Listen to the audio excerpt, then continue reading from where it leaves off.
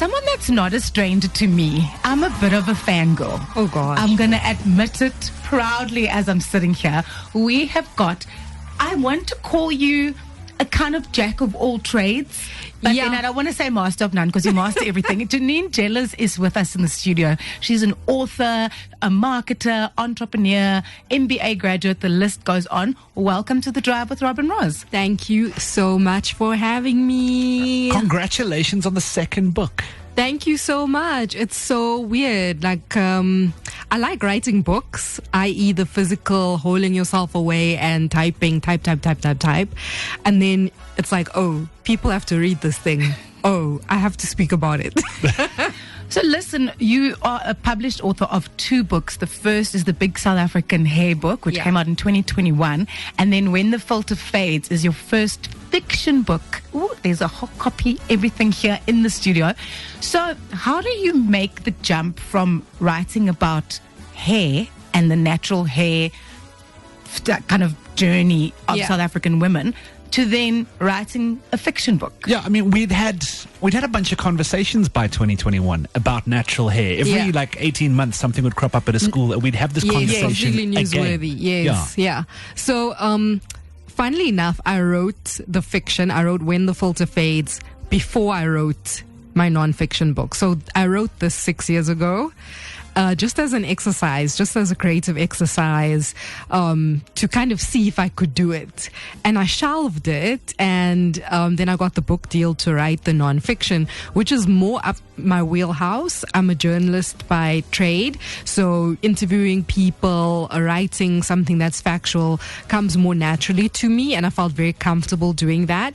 And then, I put that book out, and then in the pandemic, and then because obviously we were all going through our own struggles during the pandemic, I decided to add to mine and go back to university. And then when I graduated at the beginning of last year, my publisher was like, hey, remember your novel? Let's bring her back. And I'm like, no, I don't want to. But I dusted it off, and it's been out since November, and it was the kind of summer beach read all over Instagram for the summer, so it was a lot of fun to see people's reactions. So a completely different vibe for me, but a lot of fun and very nerve-wracking to see people's reactions. So the new novel, When the Filter Fades, from what I understand, and I've seen so many people, as you say, posting those pictures of your beach read on holiday, but it deals with this modern world we live in with influencer culture and sort of getting famous and then the levels of famous that people actually are, and kind of like find your lane and then stay there. Yeah. Am I doing it justice? Yeah, I mean, having been a journalist, I used to be a magazine editor. You kind of get this weird view into what fame looks like from the outside and from the inside, because you're kind of also helping create someone's fame by putting them on these magazine covers or interviewing them. So you get this front row to understanding how fame happens for people. And I always used to kind of take those anecdotes and the rumors that you hear and, I squirrel them away, and I'm like, one day I'm going to use them somewhere, a tell-all, a memoir, book, or whatever.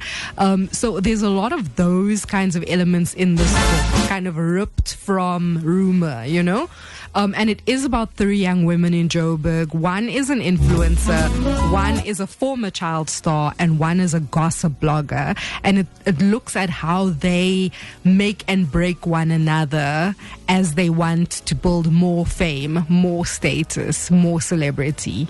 So you started writing 6 years ago as part of an exercise. How would you say that the landscape of fame and social media has changed from when you started it to when the book actually hit the shelves? It's like, what has happened, guys? I think not to say for someone of my age, but I am hitting the big 40 this year. So for someone of my age, famous people used to be the people you see on TV. Yeah. The people, you go to the supermarket and you see their pictures on the covers of magazines. They have music careers, or they are actors and actresses. So that was like the clear distinction. These are famous people, all right? And now when you think about who is a famous person, I could be walking down the street. I would not know that man, to quote Kiki Palmer. You know, it would be someone from TikTok, someone from Instagram who you wouldn't necessarily be interacting with their art or their content at all. And then if you go onto their social media platforms, it's like 14 million followers, and you're like, but this person has never, you know, released a song. I find that very interesting because, you know, for example, someone who doesn't consume a lot of online culture might never have heard of Mr. Beast.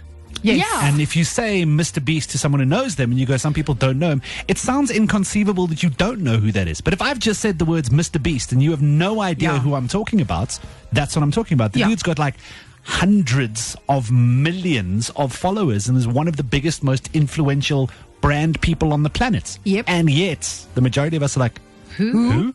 Yeah. Also, in line with that, I think that social media has made fame a lot more accessible. Yes. And I'm thinking of this in like a two-pronged thing where, okay, I can just send a DM to my favorite person or comment on their picture and tell them what I think. And then social media, on the other hand, has given people who maybe don't have those traditional talents, and I am using air inverted comments before you say, but social media is also a talent. But I'm talking like actors and singers and all of that. Yeah. But now it's given those people access to a level of fame they would never have had before. So yes, I do think it is like, you know, two sides of the coin. I think that I love the democratization element of it. I love that, you know, you could be a normal girl minding your business one day and the next day be like the hottest property in the country. And that's definitely one of my characters in my book. And then I also, that kind of closeness that is creating between you and a famous person. Sometimes I think about, is that the good part or the bad part? That parasocial relationship that's kind of being created by social media where you think you know this person. I mean, 9 times out of 10, we know that really famous people don't even manage their own social media, you know? And so these are all the things that are covered in Janine's book. We'll keep chatting to Janine between now and 5 o'clock this afternoon. But it is very interesting that now we exist in a world where you can make yourself truly famous, whereas in the past you needed a room full of other people to decide that you got to be famous. And I think that's a key thing. We'll keep having this conversation. 08485000942 is the WhatsApp line number if you want to send us a question. Right now, some local music.